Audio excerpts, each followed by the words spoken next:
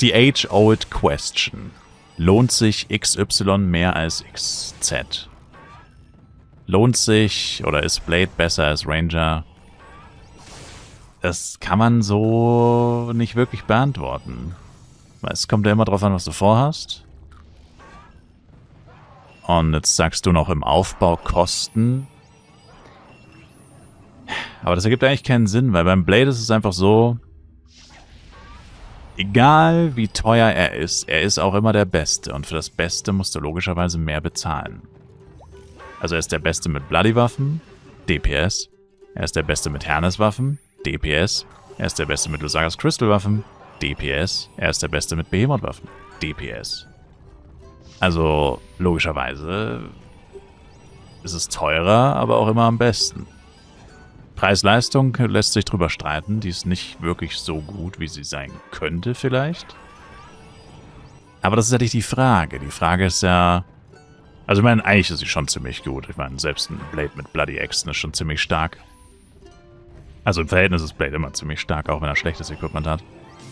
Zumindest genauso stark oder mindestens so stark wie alle anderen. Teilweise sogar wie alle anderen mit besserem Equipment. Also so schlecht ist die Preis-Leistung von Blade gar nicht. Die Preis-Leistung bei Blade ist eigentlich nur dann wirklich schlecht, wenn du auf Maxed Out Equipment gehst oder immer das bestmögliche Equipment willst. Dann ist die Preis-Leistung von Blade schlecht, in Anführungszeichen. Oder besser gesagt schlechter als bei anderen Klassen. Aber dafür wirst du bei einem Blade mit dem besten Equipment auch den besten Schaden machen. Also ist das ja irgendwann auch wieder... Also ich meine, für das Beste im Spiel musst du in egal welchem Game, es gibt kein Game, wo das nicht so ist. Und wenn doch, dann ist es die absolute Ausnahme. Für das Beste in einem Videospiel musst du immer auch das meiste bezahlen. Anders wird es ja überhaupt keinen Sinn ergeben. Also... Ich weiß nicht, das ist wie so eine mentale Blockade.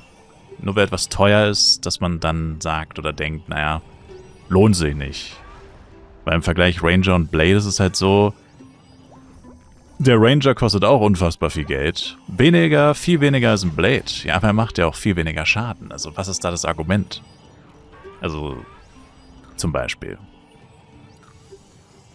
Das ist halt das Problem. Dass jeder immer so eine Blockade hat irgendwie. Oder so ein Vorurteil, ja, es ist ein Vorurteil im Endeffekt gegen Blade. Nur weil er teuer ist, lohnt es sich nicht so sehr. Es dauert halt länger, bis man das Geld zusammen hat für das Equipment.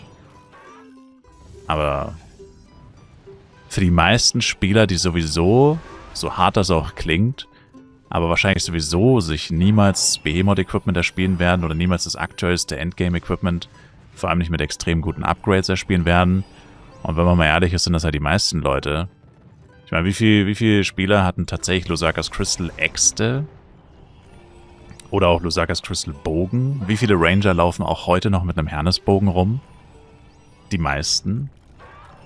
Manche sogar noch mit Bloody. So wie ich.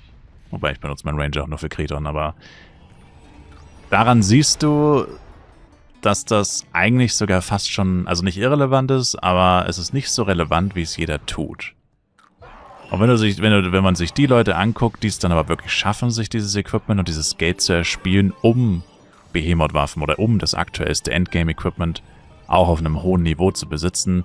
Ich meine, keiner will eine Behemoth X Ultimate plus 0. Das will ja keiner haben. Ich meine, also besser als keine Behemoth X, aber... Oder Butcher's Carnage. Aber eigentlich will man sie schon dann auch heftig upgraden. Also wenn man schon so ein krasses Equipment hat, da hört man ja dann nicht auf. Da macht man ja dann noch weiter. Was es dann noch teurer macht. Und wie gesagt, die Leute, die das jemals erreichen, diesen Punkt, die haben dann auch noch die nötigen finanziellen Mittel, um das noch weiter rauszureizen. Aber alle anderen eher nicht, wie gesagt. Also wenn man sich anguckt, die ganzen Ranger noch mit Hernesbogen. Gut, Hernesbogen für Dailies und so ist wahrscheinlich auch besser, aber... Wie gesagt, für die meisten Leute ist das eigentlich gar nicht relevant, aber trotzdem tut jeder so, als wäre das das einzige Argument. Und das ist es halt einfach nicht, meiner Meinung nach. Und das wird halt häufig übersehen. Oder jeder hat halt irgendwie so diese, keine Ahnung, Denkweise, weil teuer muss automatisch heißen, lohnt nicht. Oder ist zu teuer oder whatever. Das heißt, ich für Ranger immer das Bestmögliche haben und bei Blade nicht. Nein, das heißt es nicht. Also ein Casual-Spieler wird weder bei Ranger noch bei Blade jemals das Beste haben. Wenn du Casual bist, ist die einzige Klasse, also die einzigen Klassen, wo das realistisch ist, Knight und Jester. Momentan. Vor allem Knight. Vor allem Schwert- und Schild-Knight.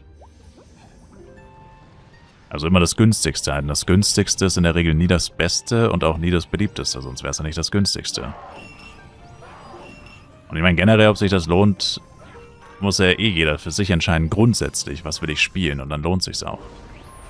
Ich meine halt nur wegen den Kosten auf Blade zu verzichten, das ist halt einfach, es ist halt einfach so ein totes Argument, das seit 20 Jahren um sich herum geworfen wird. Und es ist halt einfach viel komplexer als das. Und für viele Leute halt auch überhaupt nicht relevant. Wie gesagt, wie viele Leute schaffen es niemals auf 180 plus? Wie viele Leute schaffen es niemals, sich eine Behemoth-Waffe zu spielen? Vollkommen egal, welche Klasse sie spielen und so weiter und so fort. Wenn man sich das anguckt, ergibt diese Frage sowieso von vornherein schon keinen Sinn. Weil die meisten Leute leider es wahrscheinlich eh nie schaffen werden. Weil sie so lange gar nicht spielen, weil es dauert halt 100 Jahre, bis du den Punkt erreichst, wo das relevant für dich wird. Also überhaupt mal das Level zu erreichen, wo das relevant für dich ist, dauert halt einfach sehr lange. Und die Leute spielen halt einfach größtenteils gar nicht so lang. Viele quitten ja irgendwo zwischen 120 und 160. Das ist lange, bevor dieses Thema jemals relevant wird. Also ist die Frage von vornherein eigentlich schon erübrigt sich. TBH.